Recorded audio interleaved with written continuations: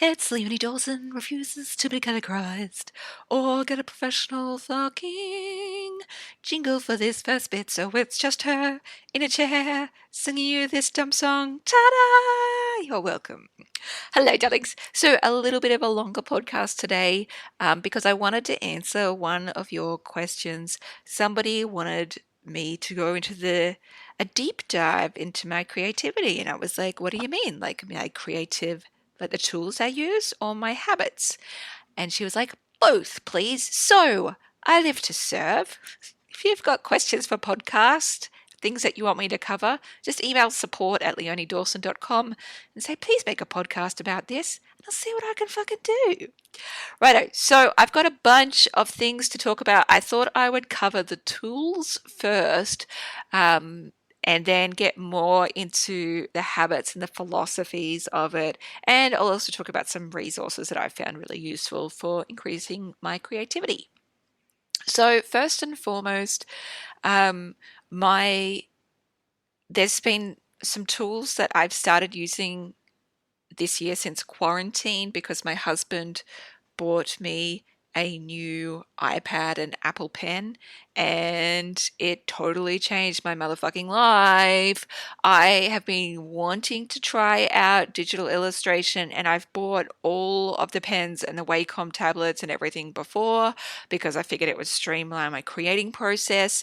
But they were all kind of shit. And I thought, look, whatever, I needed a new iPad anyway because mine was a billion years old and could no longer open internet pages. So I got a new iPad and he got me an Apple Pen as well. And as soon as I started using it, I was like, oh, holy shit, this is the bomb.com. It is so different compared to other like digital pens. Digital pens are just so crap in comparison to an Apple Pen. It's completely life changing. And so that totally changed my creative brain because finally I had this tool that worked amazingly well.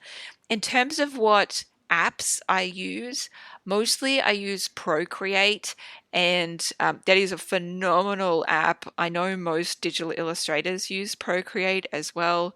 You can buy a bunch of extra brushes and shit to go with it, but honestly, you don't need to. Just using the tools and the brushes that are already in there is incredible.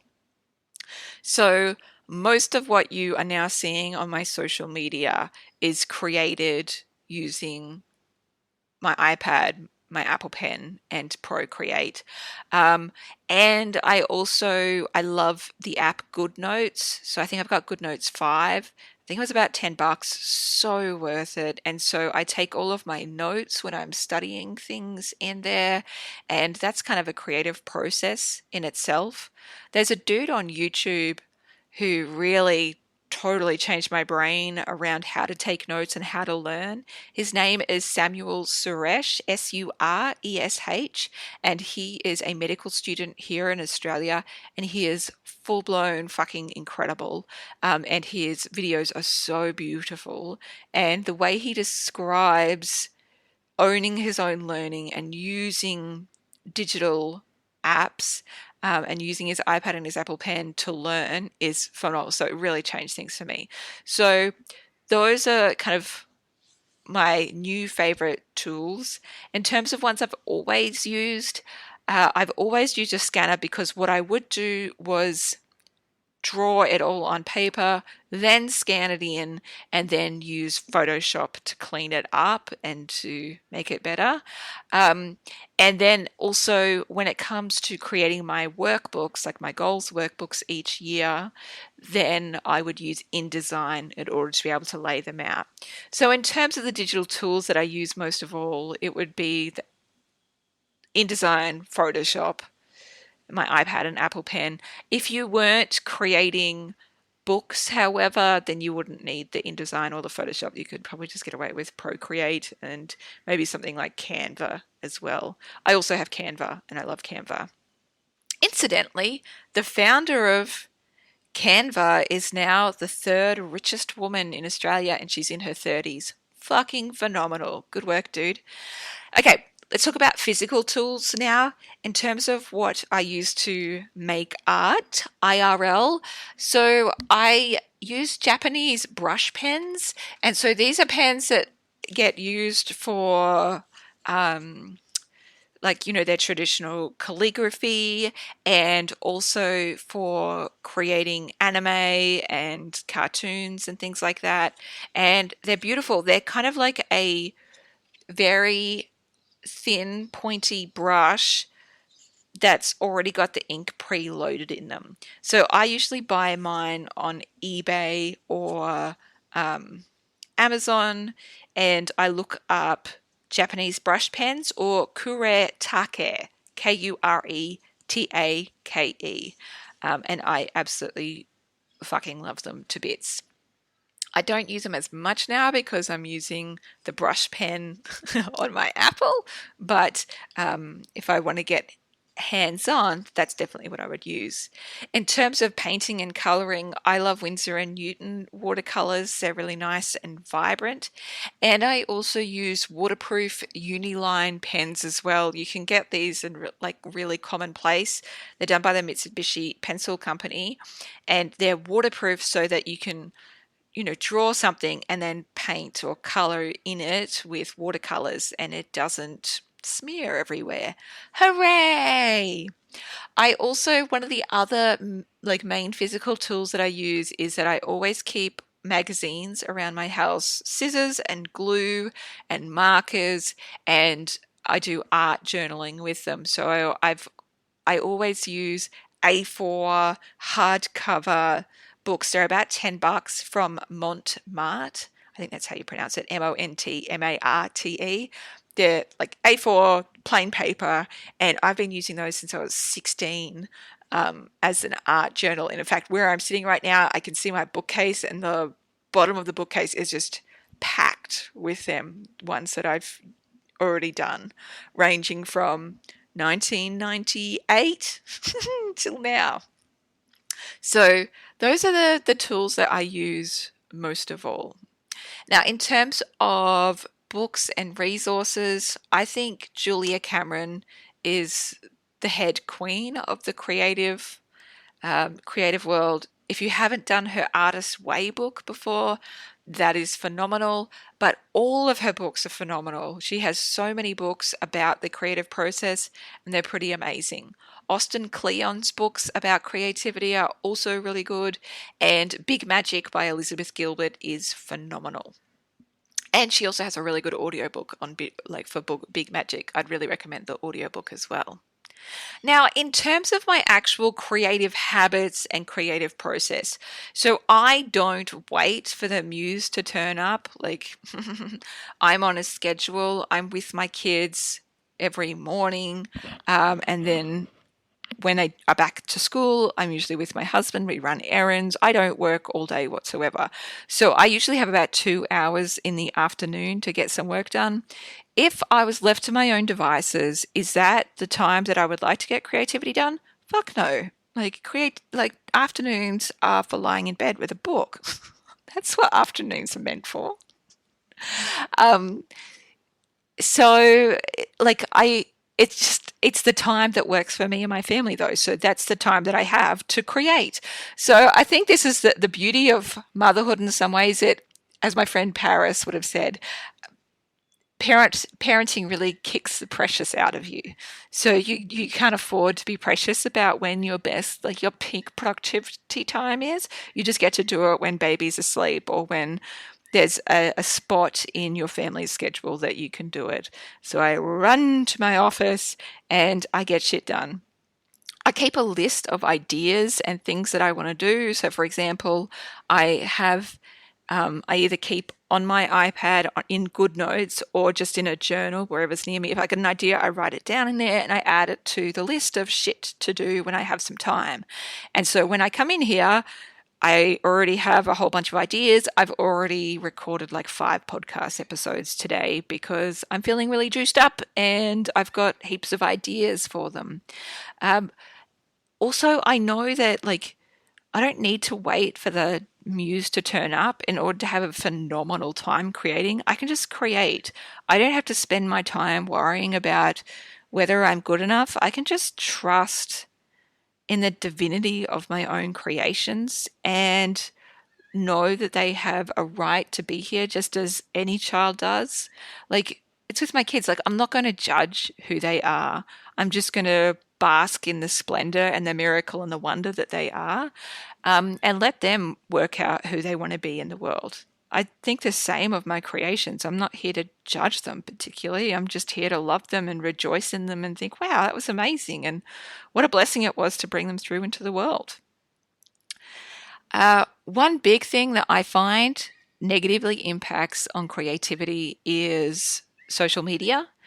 And I know people are like, oh, great, fuck, she's going to talk about social media. Yeah, I am. So here's the thing. I did an experiment and I stopped the endless scroll of social media and looking at what everybody else was doing and started just fucking concentrating on my own voice and what I wanted to share with the world.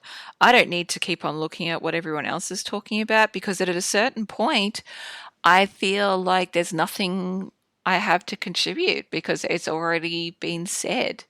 And I get so caught up with everybody else's voices that I forget to listen to my own.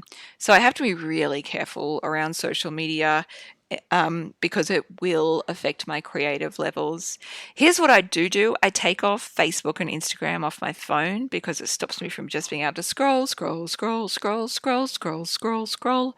I leave Messenger on there so I can still message with my mates. I have my VA look after like social media messages for my business. But even if I didn't, I would just book in a time within my work hours to go in and spend 5 or 10 minutes answering everybody's questions and then get the fuck out and get on with my life. Because if you're in there all day, every day, it's just way too much energetically and creatively. I also think it's really important to do like ridiculous side projects for fun as part of your creative process, not ones that you're just being like paid for as part of your job if you're in a creative field. So, for example, last year I started the an art journal circle where a bunch of my mates around Australia and New Zealand, we all bought a journal, like a small one that we could easily post, and we did a couple of pages in it, and then we sent it to the next person, and then everyone does a few pages in the journal and then gives it to the next person. And so it's been going on since then, and it just brings me so much joy. And it's so incredible to see other people's creations in there as well. So I really recommend doing that with your mates, even if you just have one friend who wants to do it with you. It is so much fun. I think another really important part of creativity is to make sure that you fill your well. Austin Kleon says in one of his books that problems of output are problems of input, in that if you don't have new information and art and beautiful things coming in and good things going in, then you're not really going to have great stuff going out. So you need to consider, like, are you nourishing your creative soul and are you inspiring it in different ways as well? For me, I also use the wild donkey technique for when it comes to creating. I should do a whole podcast episode about this. But wild donkey basically means that I give myself short, sharp deadlines in order to do a project and get it finished and get it out in the world. And this works really fucking well. I'm not somebody who is a marathon runner. In the project space, what I can do, however, is kind of fixate on something and just work on it till it's done out in the world. And the thing is, when you do that, you get this huge lift and surge from once you do get it out in the world, and it gives you that much more energy to carry on and create even more things, which makes you even more creatively productive. So, for example, this year, one of my silly, funny, creative side projects was to write an erotic romantic novella. And I think I spent about 10 days all up writing it, and then just got it out in the world ASAP, basically. And it was such a joy. And if I'd said to myself, all right, I'm going to give myself 3 months or 6 months to write this thing, guess fucking what? It wouldn't have happened. So for me, the short, sharp deadlines work really fucking well. And it's also why my 40 days to finish your book course are so popular. The 40 days to create and sell your e-course program that I run is so popular because it gives you that short, sharp deadline to get it done, get it out in the world and start seeing results. The last thing I want to say is that I think that creativity is intrinsically tied to self-love in many ways. So the more that you can love up on your beautiful self, and you know what? I don't think it's something that you actually have to create. I think it's just something that you need to tap back into because I don't for a fucking minute believe that we were created in order to beat ourselves up or think that we're shit. Like, that doesn't make any fucking sense whatsoever. Like, that doesn't make any sense biologically. It doesn't make any sense on a, an evolutionary front. And so therefore, it must mean that it's been created by another construct, a human construct, like white supremacy or the patriarchy, for instance. Let's just shoot those things out there. So I think it's an important right just to go, you know what, I'm actually not going to buy into that bullshit that I need to be anything different from what I am. And I can just adore who I am as God intended to, as great spirit, as the one that is, whatever name that you would call that creative spirit that envisioned and birthed all of us, even if it was just, science and evolution. It's a fucking miracle, right? And that miraculous process didn't include us beating up on ourselves. I think the miraculous process is there so that we can completely enjoy and love up on ourselves. And part of you might be going, yeah, but what if I create things as shit then because I don't beat myself up? Well, I don't beat myself up. My stuff isn't shit. So no, I don't believe that. I absolutely don't believe that. And here's the thing, like, I can look at something that I've created and go, this is where it probably needs to be shifted in order to be even better. And I'll do that. But it's not with any like, oh God, it's so shit, I'm so shit. Like, what's the point in doing that? No, creativity can just be this reckless and delicious reclamation of yourself and your voice. And it can be like bathing in a massive tub of self-love. That's what it can be, and that's what it should be, and that's what it was meant to be. So just throw out the patriarchy and the white supremacy, and you'll be right, babes. All right. I hope this has been useful. Let me know if knowing these creative tools and habits is useful to you. If you've got any questions that you'd like me to answer in future podcast episodes, let me know. If you want to write your book or get your course done in 40 days, make sure you check out my programs on that because that will absolutely help you do that. And if you felt like it and you like this podcast thing where I just talk shit about whatever I want, please feel free to give it a star on or 2, 3, 4, 5, sure. We went there. 5 stars on iTunes or wherever else the fuck you listen to this so that other groovy humans may find this and go, yeah, maybe I should give this wacky chick a go. And they'll be so fucking glad they did. I'm sure of it. Why? Because I fucking love myself. All right, my darlings, may your day be precious. May it be soaked in creativity and may it be gloriously yours. I love you. Bye.